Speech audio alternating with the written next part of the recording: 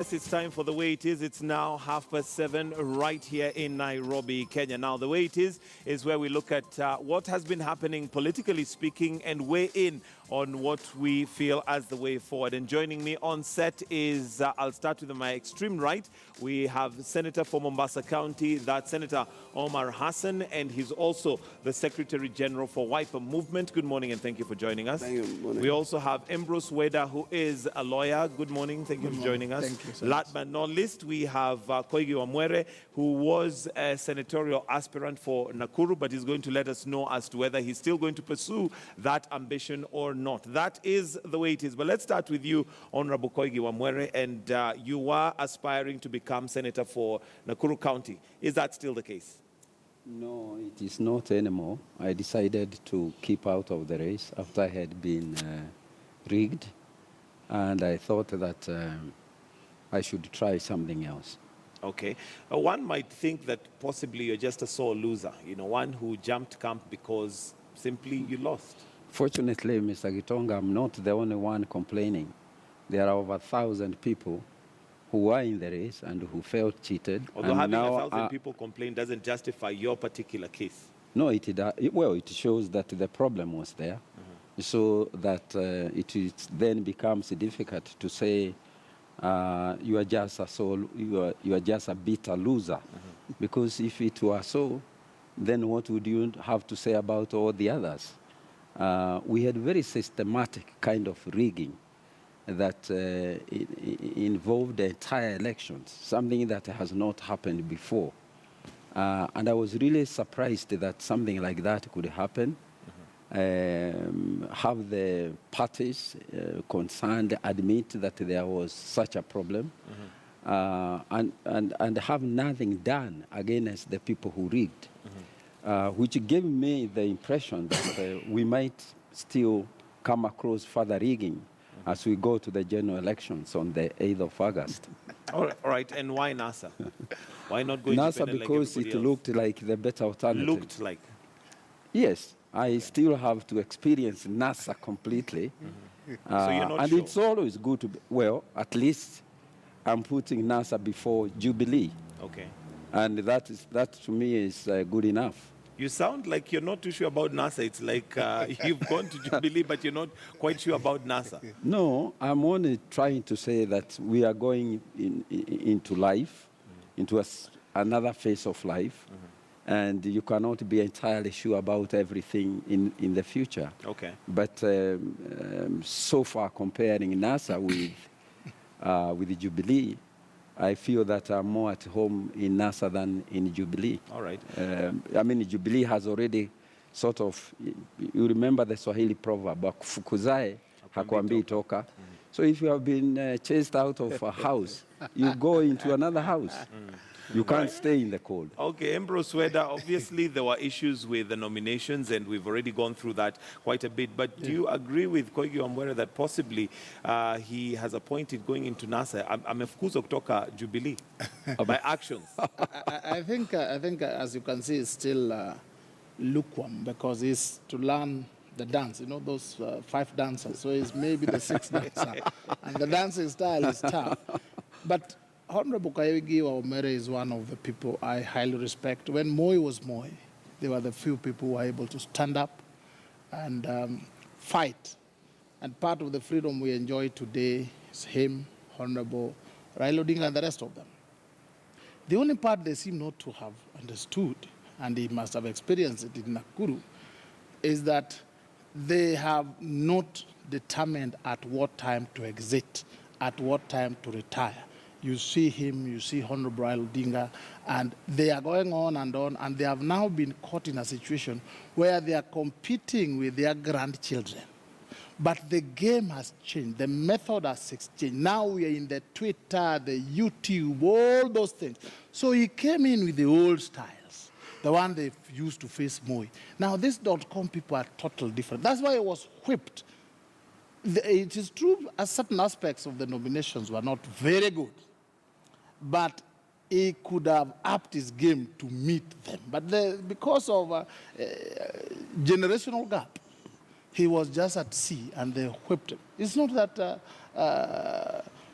they are that bad that you could not have made it. But now you found it easy. That's why you find where your generation, the dancing generation, the Raila generation, great people, you dance kidogo, but the game has changed. We are now in a new world, Mr. which may be Gitonga, very difficult for you. let me say this. If there is anything different between the old and the new generation, as he calls the two, I think is in the fact that the young generation is proving to be more adept at rigging than the older generation, and at using money in incredible amounts than we were able to do. And I think I need to remind him that some of the international political icons were not people of 18 or 20 years. There were people like Mandela, who was still in politics years after, years ahead of my current age. Take somebody like Mahatma Gandhi. They were well into their 70s, and they died as people that the world did not want even to think had passed away. So I think I'm a little lost when he puts age as a determinant of good and bad politics. Okay. I think that he really has lost let me his bring way. in Senator here, because age, as much as may neither be here nor there, I think we need both generations. We need the older for experience. We need the younger to bring in new ideas. And Senator, energy. you and new energy. Senator, you being one of the younger politicians that we have Vibrant, currently, wouldn't presidential it be material. sad to hear from the political class that all that the younger people have brought on board is possibly more efficient ways of rigging as to opposed to ideas? I think that's a generalized statement. I think nobody is satisfied, particularly the ones who do not bear the party tickets across the board, on the conduct of nominations. I remember a friend was asking us when Mudama said that his grievance is the conduct of the nominations in Machakos. So as much as it is not about us talking about one another, it's not that he was going into ODM where nobody had any complaints about nominations, So even when you come to Wiper and other places, I think there is a generalized sense in which nominations by parties need to still meet a certain thresholds of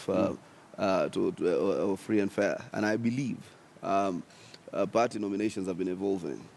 By the time I think we come to the next 1 or 2 cycles of elections, these primaries will be almost akin to those you find in the United States, that the primaries in certain areas are actually the elections, because if you bear some of these tickets, like if you bear a Jubilee ticket, you have a fighting chance in Nakuru. If you have a NASA ticket in Mombasa, you have a winning chance, and so on and so forth. So I think that's the whole idea.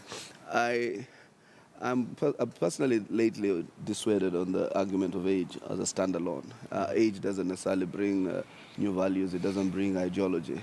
I wish we could be hemmed in by parties now ascribing to certain political ideologies or values. I look at Jeremy Corbyn, who's fairly elderly when it comes to, but he has led a movement of young people in the United Kingdom. Lately, one of the reasons Jeremy is fairly solid as Corbyn, as the leader of the Labour Party, is because the young people feel that there's change, they need change, and there's been quite an influx of young people with idealistic and other visions about reconstruction of the state. To have very unusual people take center stage. We see Macron, he's come in at the age of 39, the youngest president in French history, and he comes with a more globalizing agenda.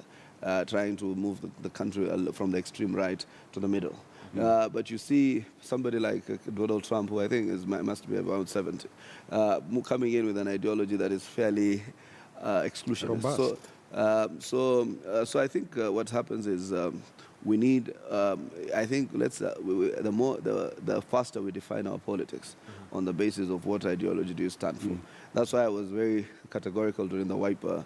Last week, the Wiper delegates meeting for aspirants, to tell them that they need to go out there and sell the brand of social democracy, the ideals and values of what WIPA represents, of creating a more equal state, of creating more opportunities with respect to safety nets for the poor, interventions that add to human dignity. So I think we now need to have a conversation around these issues. What is the balance between this perception of Jubilee or narrative of Jubilee that development is only about standard gauge, whereas the lives of your people are becoming worse and worse?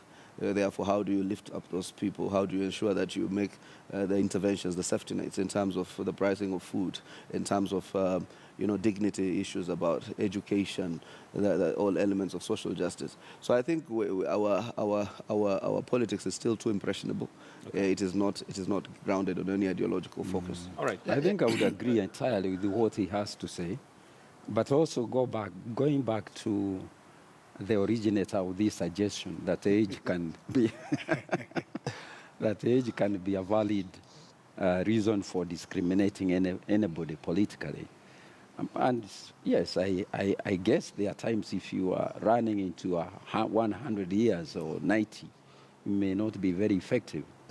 But that is just like being 14 or 13. Again, you cannot have that much energy necessarily to give you an advantage over people who are older than you. But using age is just like using sex or using ethnicity or race to discriminate. And I think that it should never be entertained. Yes, as we conclude on that one, let me just say, I said that it is knowing when to exit. I didn't say if you are 60 or 40 or 30. I started by paying a glowing tribute to my brother, my big brother, Honorable Koigi Wamere. But I said they have been there too long that generations have come in and they have been whipped from the foot. So even Mandela led for 5 years and he knew when to quit. Buhari does not know and did not know when to quit. Our comrade Museveni may not know when to. It is knowing when to quit. You did a good job, but now when you come back and play the offside football with the young people, that's how they whip you, and then you say, "This is." I think you have a bone to pick with the particular. I think you have a bone to pick with the particular leaders whom you want, whom you decide they have been there to exit. Gentlemen, they should have exited. I want us to move on this conversation. It may not be speaking just to age as discrimination-based, but it also, I think, speaks to the fact that what kind of leaders, what quality of leaders have we had if as they get older, they have not mentored and trained young people that can take over. Because really that also speaks to a kind of leadership that we have. But you said something that was very pertinent. You talked about energy being combined with experience. Correct. That's when you have the best kind of leadership. And as the senator said, we are talking about when you discuss leadership, you should be talking more about ideology than anything else. And you can have your ideology at the age of 90 and have somebody with no ideology at the age of 15 or even at the age of 20. So we should actually point out very clearly that what is lacking in our politics is the role of ideology. Okay. We have lost it. We need to regain it. Otherwise, we are not going to have sanity in our leadership. All right, I want us to move on to something else. This being the way it is right now is that we have very high food prices, and the government has come out and said that they are going to bring in measures, one of those being importation of maize meal, which apparently was coming from Mexico and has already docked in the stations, but of course raising questions. Where I'd like to hear from you, whether this is really, first of all, a measure that has been taken. Secondly, there is questions being raised as to the time this announcement was made and when the actual maize hit the port. I was also asking the senator whether the maize was at the port when the issue was being discussed in Parliament, and then just waiting. Just waiting. That I asked him. Even me, I am. Although this, you've been left wondering what's. You must wonder if you are logically you have your mind. But for now, because we need the food and the maize very quickly, we will take the maize, eat it, and then But we along the way must we question whether, Yes. because reason being, Yes. if we say for now, we Yes. seem to be a for now kind of a country where things are handled just here, just now, and then we forget about the future. Now, let me clarify this. We are going to solve our problems by facing them and facing them with the reality. We have faced a drought here in Kenya, Uganda, Tanzania. At one point, we also mishandled our grain, got bad grain, and 400,000 metric tons got spoiled, became unfit for human consumption. That compounded our problems. So that allowed for the increase in price. To reduce the price in terms of economics, you must increase supply. That supply is what the maize that has now docked in. So there are areas we have not done well. We did not plan well, in my view. We could have foreseen it. And so that still, this does not look like it is a plan as such. No, this is a stopgap because you see there are rains and we are going to have bumper harvest and God is on our side in this. So let us not panic. Let us deal with it today. If you take, for instance, sugar, we have drought, we have had a drought, but above that, the sugar we produce in this country is about 650,000 metric tons, but we consume almost 1 million. So the balance has to be important. However, in the international market, there has also been the same issues we are facing here. So there's shortage in the international market. That has confounded our problems. But we have to import additional sugar so that we're able to control, we are able to give enough supply, then we control the price. Looking at it global, generally, there are points that we didn't do well. But the stopgap measures that have been taken are good enough for now so that I can have my ugali and I introduce my future presidential candidate here to serious ugali eating. But we must accept It's a stopgap measure. Yes. Yeah, I'm surprised that he says that the problem has been solved and he is now able to get his... Stopgap. Yeah.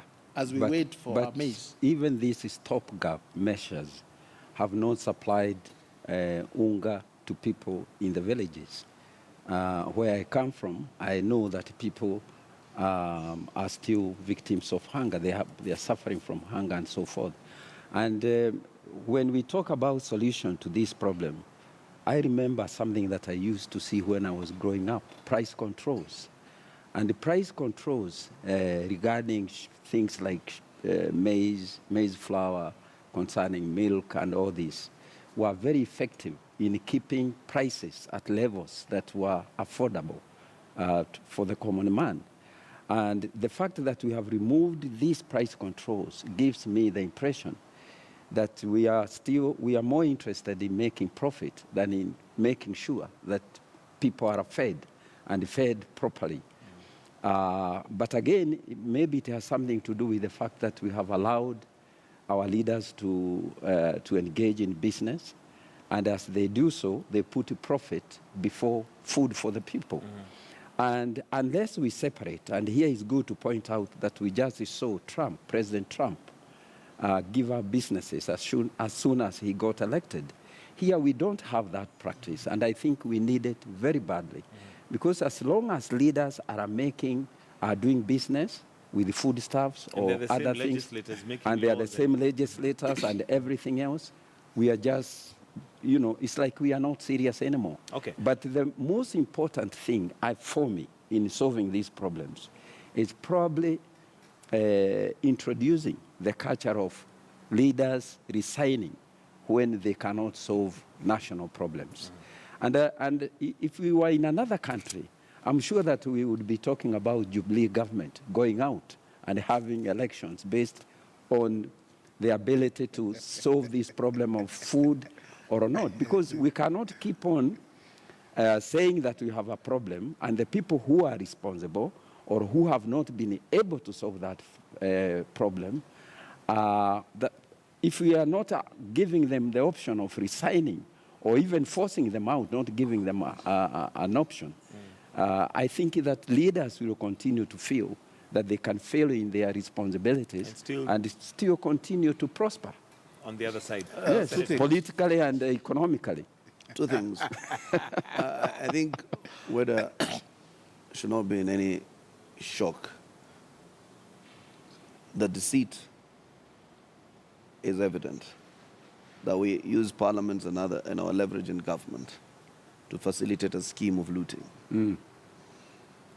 This is not the first time this type of a thing is happening, where the item being, the laws being passed in Parliament or regulations being made are already having a container awaiting somewhere in the deep seas.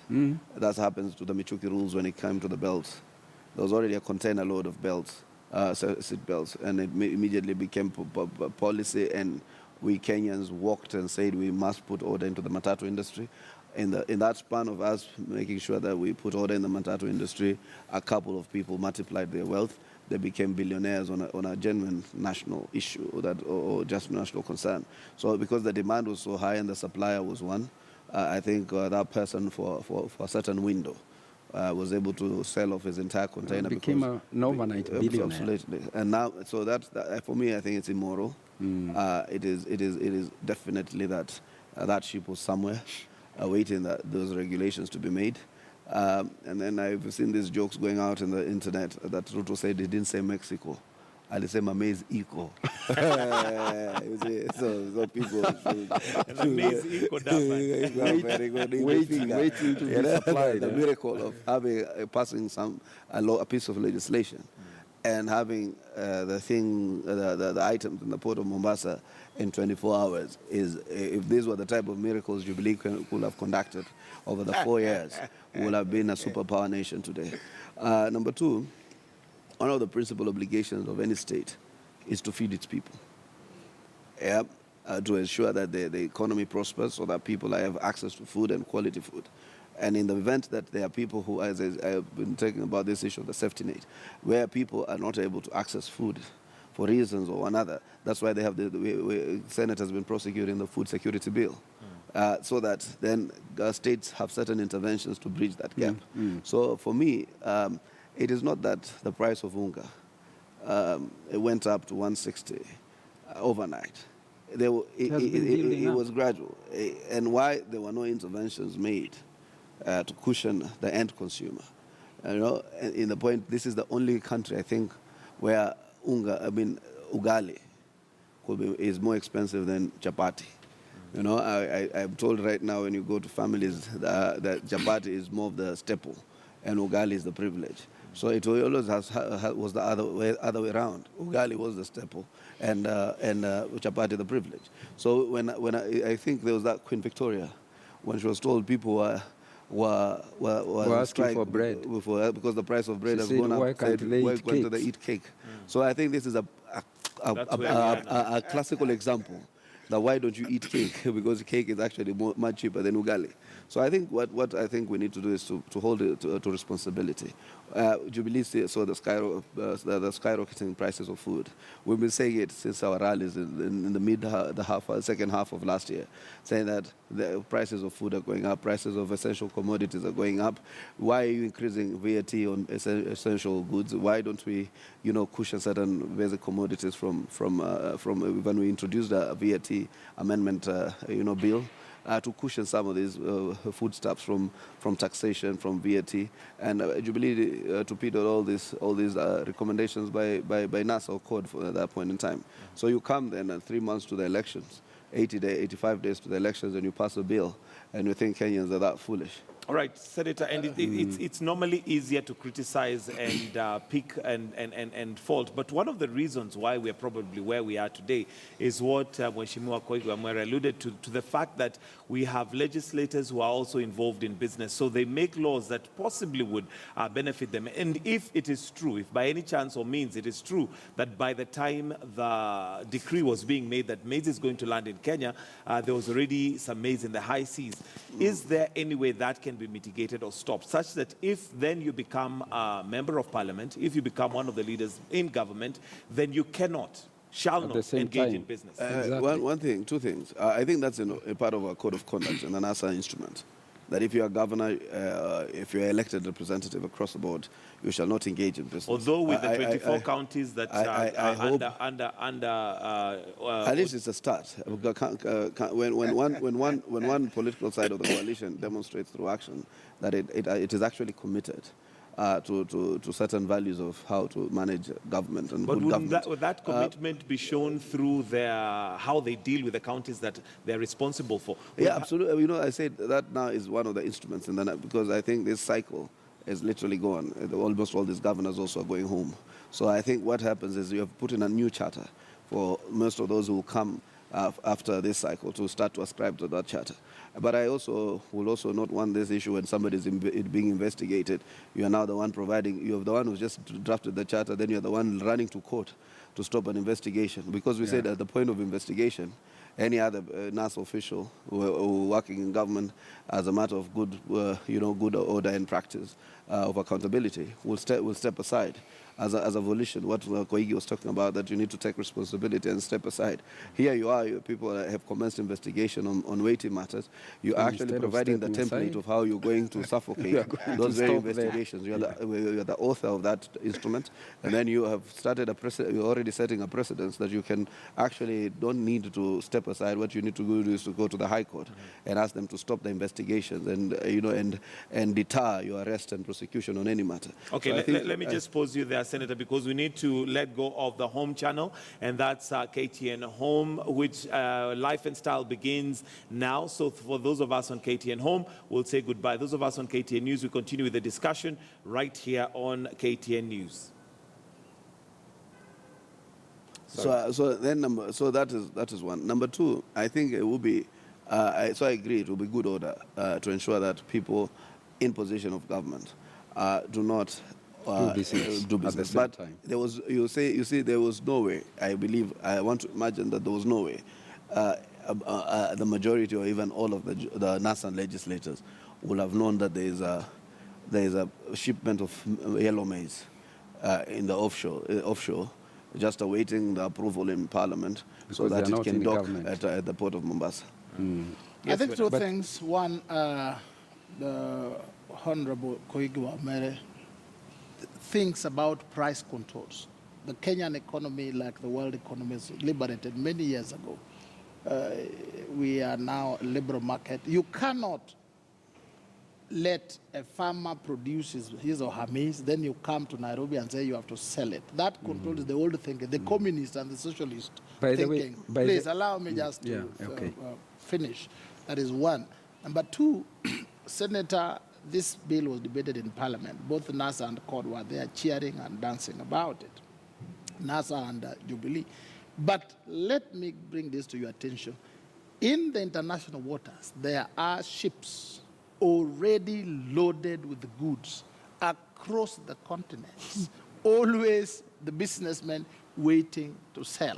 Please go and counter-check that. Aye. Now, so there's a shipment of cars somewhere waiting for us to pass to just know that. Well, it would seem very cheeky to think that. It's not cheeky. It's not cheeky. Like oil is already there loaded. Oil, crude oil, there in the international. They're waiting for orders. They're waiting for the markets. They're waiting for the changes in price. This is international trade. You need to check it. I learned it. You mean this is normal practice? Please allow me to finish. There are maize loads of ships. Now, it is the maize one that I don't know, but I know others. Like oil is there, and quite a number of things.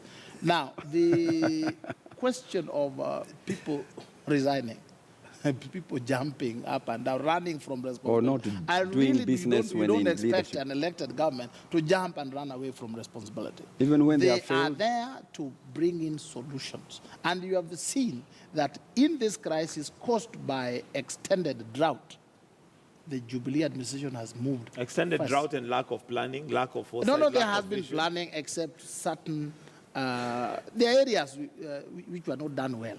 But there's planning for all this to happen, for money to be there. But drought is not an emergency. It's not something that comes overnight. It's not like something that happens overnight. I'll give you a story of a gentleman who came once and said that I need an advance of money because mke wangu amepata mtoto ghafla. You cannot pata mtoto ghafla. There's a 9 months period of gestation period. And with drought, it's the same thing. We cannot just wake up one day and suddenly we do not have food. I have said two things which you listen. Even during the coalition government, under the Prime Minister, that time there was also an issue of drought and lack of maize, and they ate some maize that time. So it comes. It is only that this time having prolonged drought, compounded by the destruction of 400,000 metric tons of maize due to the fact that the farmers did not dry them well and therefore they were not fit for human consumption. This has caused a bigger problem. But when you have a problem, you don't run away, as Honorable Koigi suggests. You solve the problem. And the problem has been solved. Although it has not reached your place. The maize came the other day. Give it 1 or 2 weeks again. And there you get it. And it will A whole reach. 2 weeks to get to Nakuru? Please. It has to go through. It has to be milled. It has to be distributed. Much less. And 2 days. it's not for government to put it in helicopters and distribute it. No, I just There's want a to means say, of- All right. I just wanted to say 2 things. Yes, sir. One is that the solution that we are talking about regarding maize and other food stuffs is really not that complicated. We find it in the Bible. These are the economics of Joseph. Joseph, who advised the king that for the after the 7 years when they had good harvest, that if they saved that food, then it would be able to tide them over the 7 years that followed of drought. So all we are asking is for the government to plan more effectively. As you said, with today's technology, it's very easy to know what the weather will be like 7, even 6 months ahead. So if you have this information, why can't you plan for it? And when you don't, you cannot say that when you are being asked to resign, to give way to a team that you do a better job, that you are running away from your problem. No, and then something else that he said that is rather interesting is, you know, that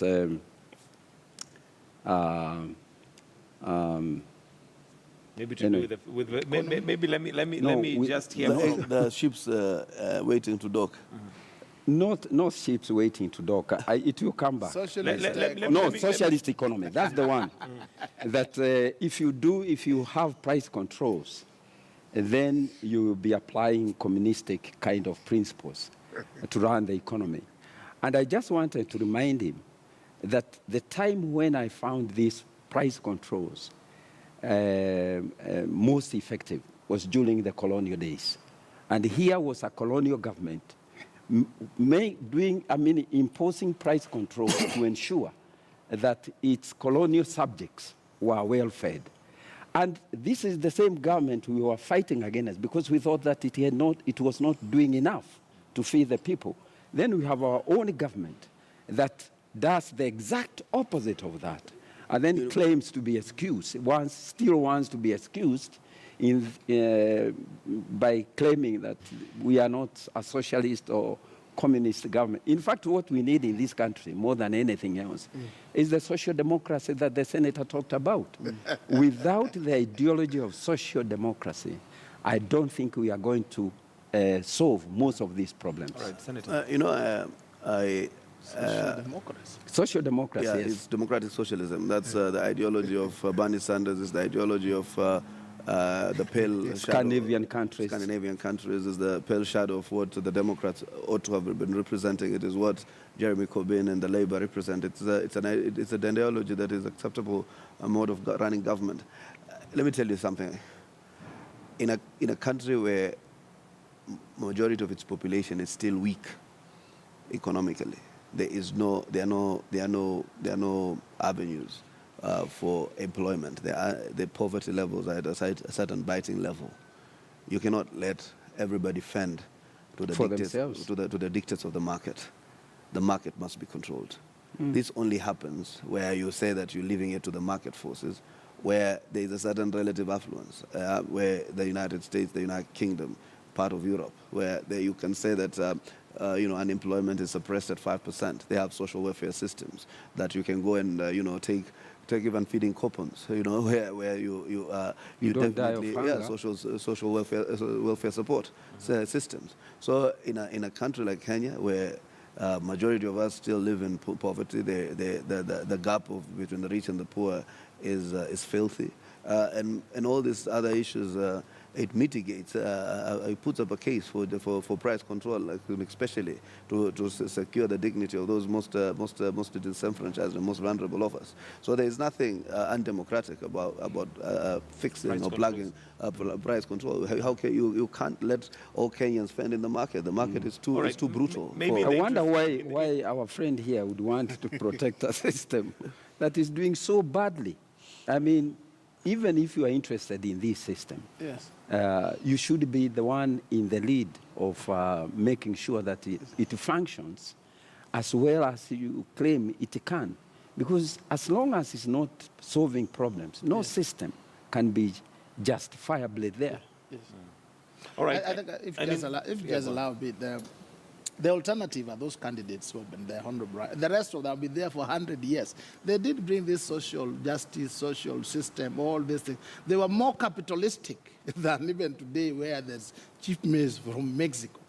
I agree that you have to cushion the lower end, but you cushion them in terms of economics. You increase supply. You increase supply when there is shortage like maize, sugar, you increase supply. Sometimes you increase it by importation. You also increase by subsidy. But this social thing where you take from the perceived rich and you give to your perceived people free, you tell farmers, just farm, but we will take it and distribute it at our own price. That is voodoo economics. It has never worked. It did not work in Russia. It did not work in those countries. I'll give you a It place. is not working. If Please leave it. If you went to Scandinavia, Where? you know, to see, if you want to know whether social democracy is a system that can work or not, I'm giving you a place you can go to and see it work. You cannot just look at places where it is not, where other systems are failing. And there's a difference between social democracy and communism. That's right. Yeah, you are talking about and when communism. we talk about one, we don't mean the other. And in fact, I am surprised that you can even, that you are using the mechanism of supply and demand. You are saying that is what promotes efficiency. But when it does not promote efficiency, what do you do with it? Cushion Do you the subsidy. continue to keep it? You All right. must change it. I want us to. We are not tied to subsidy. I want us to this move forward, but capitalist system. more of solutions. Senator, what would be the plan, say, for instance, from NASA in regards to dealing with drought? This is not a problem that has happened overnight, just like you mentioned earlier. Neither is it a problem that can be taken away overnight. It needs a long-term solution. It's planning. You see, you don't plan because an election is around the corner. You constantly plan because even at the point of elections, you can demonstrate that you've delivered. So I think what NASA has been speaking about this issue for the last 1 year. So we need to build our reserves in terms of strategic reserve, in terms of food security. We need to make interventions to ensure that we capacitate our farmers to produce, and sometimes to even see how to bridge the gap of adversity when the dictates of weather say otherwise. We cannot. That's why we are given human is given the capacity, the genius to think about certain things.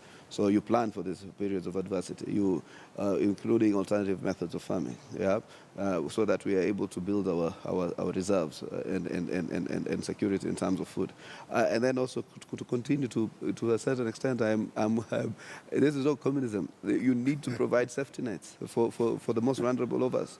The basic obligation of any country is to give its people the most basic rights, and one of them is food, education, so that we need even to prioritize. Sometimes we need to say that we are going not to export the 42 billion military equipment and deal with providing food security in our country, so that you reprioritize and reorganize as crises face you. Okay. So I think these are some of the areas that I think a NASA government with the right, and then also employ people who actually will deliver for the government. Don't employ your friends and your cronies, and don't make decisions over shisha and very casual decisions that are made over a cup over beer, over shisha, over all this. You need to start making decisions in a sober way that is structured and that respects the whole systems and capacity of various and Kenyans. It's interesting you bring in, and solutions. you've mentioned that don't employ your friends, because I wanted us now to move on to IALA. Maybe you can say something the also in terms of solution, very quickly. Very quickly. And I just want to say, as far as I'm concerned, when everything fails in a country, the only remedy you have for the problems is change of leadership. Because ultimately, it is the leaders who are responsible for what is happening, One might argue whether and say for that- positive or negative. When you have positive things happen, it is upon us to be able to give credit to the leadership that is there. But when all you see is failure after failure after failure, then you have a moral responsibility to call for the resignation of leadership like that and replacement of it with better leadership. Also, I think we need to think seriously about changing state ideology. Because once you have the wrong ideology, manning this, controlling the state, you are never going to have the kind of values that guarantee that leaders do the right thing at the right time. Okay. All right. And one might actually argue and say that when we're talking about changing leadership, we've had the same leaders recycled over and over again. So I'm not sure what change there would be. But let's move on to something else, to the IALA. Let him have a right of reply. These people talk about change. Right They are of reply. saying move back to Honorable Raila, move back to Kalonzo, move No, back. yeah, The sure. people who have been part of the problem. If you look at now, they are dancing, apart from the dance and the propaganda, what is NASA offering us? Jubilee is doing it this way, we are going to do it this way. It is dancing, propaganda, now they have added threats. You don't count this, we boycott. No solutions. We want to see the alternative so that we say, at this rate, NASA is offering better solutions, let us embrace them. Nothing. You have joined them, they have not even taught if you how to NASA dance. is talking about planning. What are they talking? Planning is a term, is a name. Planning. It's How a do name you, like how do Honorable you Koigi. expect a party in the opposition to demonstrate how to plan You an say this is economy the way I will fight when they are corruption. out of power? You say The only this is thing the they way I can will do, fight corruption. the I'll only do thing this, they yes. can do is tell the nation Yeah. that here we have an unplanned economy. That's why we have so many problems. Our solution is to replace this unplanning with planning. But Why these should people, you we fault know them them. for They have doing been that? there. They are not new. What else can they do? They Are you failed saying in that? the first instance. No, what do you mean that we have been there? All You these guys can failed. be in a government, get voted out, you go back to it again. The fact that you have And been there that's not replacing doesn't mean... leadership. You're That's not recycling the same change. leadership. That No, is but just people recycling. learn from their mistakes, Getonga. It doesn't mean that once you have been in, it's like being in a class. Do you have a problem And with the if railway? somebody fails, you don't Honorable condemn Koigi, those people this to government permanent has failure given by them not new giving railway. them a New chance railway. Allow to us do better. All right, let me Brand move new the railway. Do you have a problem with let it? me move No. the conversation Brand to new. something else. Let No, me we hear are from talking you. about food supplies. Gentlemen, I though, think as much as you might want to say that there are one or two people who are familiar faces, first and foremost, they have not been at the apex of power. Whether we like it or not, when you're at the apex of power, you literally control. Prime Minister Yes. and Deputy President or Vice President 50-50. is quite... It's just like Gitonga, I have been to parliament. Excuse. I have been an assistant minister. And then secondly, when people are voted out of government and then back in, they come with fresh energies. Exactly. And then they come with this whole litany of people who were probably never there with them. And therefore, these people help to bring in some freshness and some element of perspective. Yeah, and therefore, you see, like, Jubilee will be a validation of what the old, we think the same conduct of state practice for the last 4 years. Definitely, if you look at the kind of emerging personalities in the opposite side, they come with fresh perspectives. And as you see, as you said, they have actually seen the mistakes. Like, I know day one where I will start when I'm governor of Mombasa, because I have seen firsthand what are the issues people have been complaining But about. that is true, Senator. But one of the things is, before a building is built, there's a blueprint. You've got the blueprint that gives you an idea of what the building is going to be. But Now, when we look at the is the NASA manifesto. when First we look, and foremost, yes, we when we look at the started- NASA manifesto and the Jubilee manifesto, it's hard to tell the difference. You to see, differentiate. let me tell you, But there's one thing about articulating a manifesto that looks similar. But between, let's say, you all are seeking a job at KTN, but you know there is one who can perform it and one who can't. So I think that the truth is, do they represent those things, those articulations? Is Uhuru really interested in social democracy? Is he interested in making the lives of the people better off? What are his values of government? What has he reflected? What are his struggles? What have been his narratives in life? So, you know, these things also inform the discourse which one carries into government. I had Obama saying a very useful thing on his day of exit.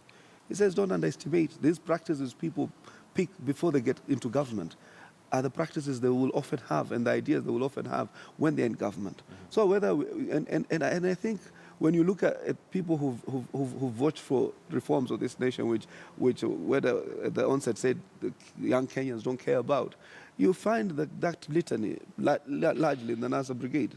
So I think they are those people who I think have demonstrated over years that they stand and represent certain standpoints in life in terms of what a fair and just society is about.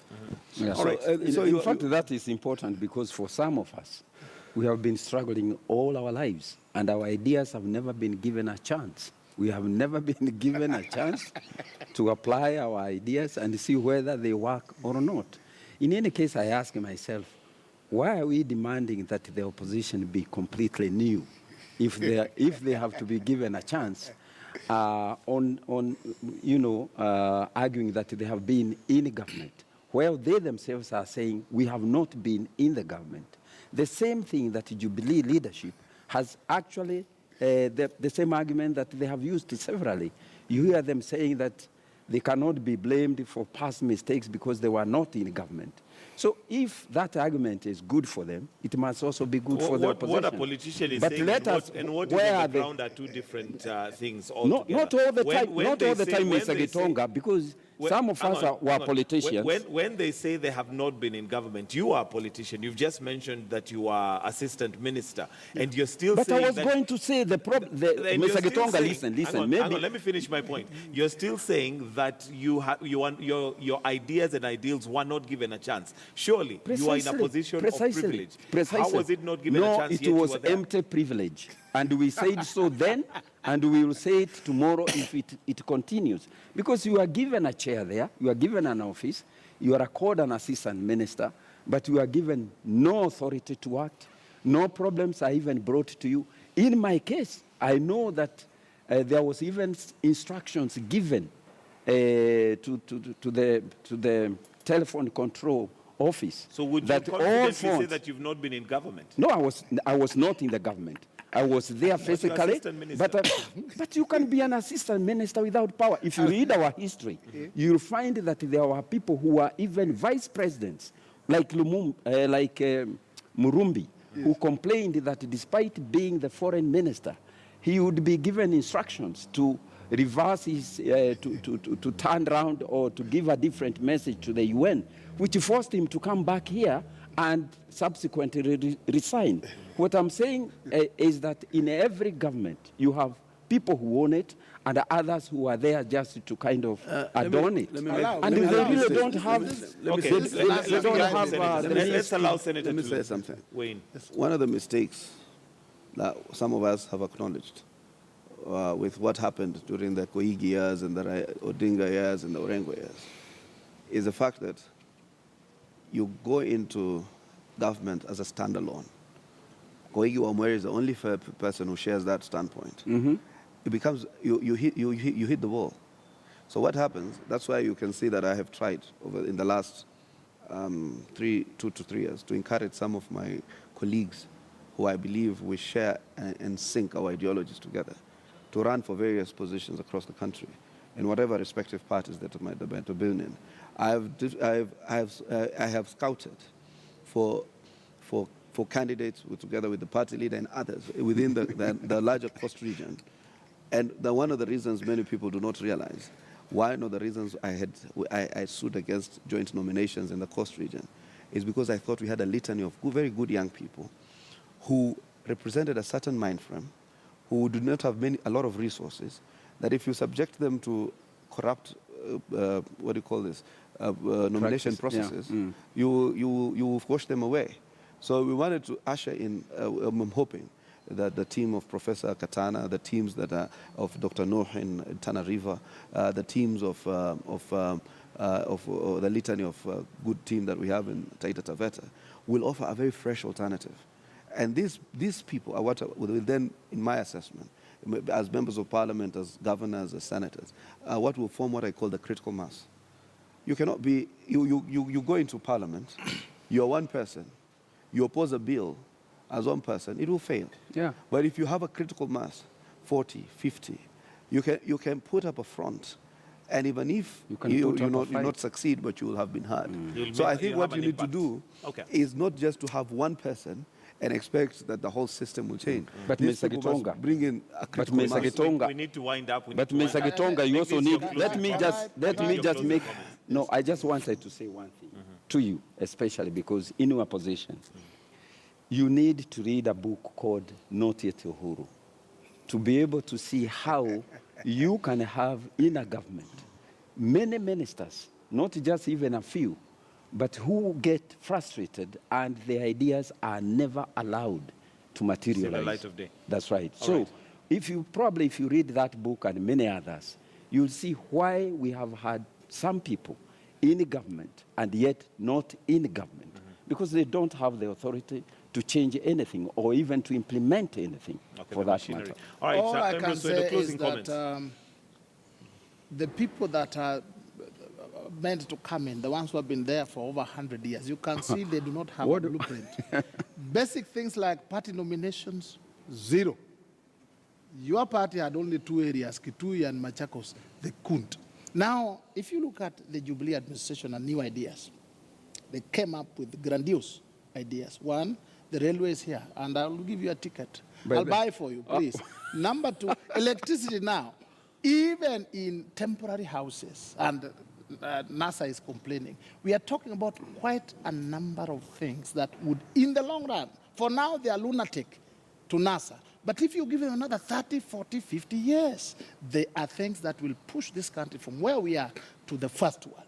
Now, this is the thing that you cannot get in the yesteryear generation leaders like yourself, Honorable Raila, Honorable Kalonzo. If they were to declare you my brother president, you can. I know there's hope, there's future, and you'll see me behind you. All right, closing comments from Senator. Yeah, but you didn't say anything about what is being done to solve the problem of food.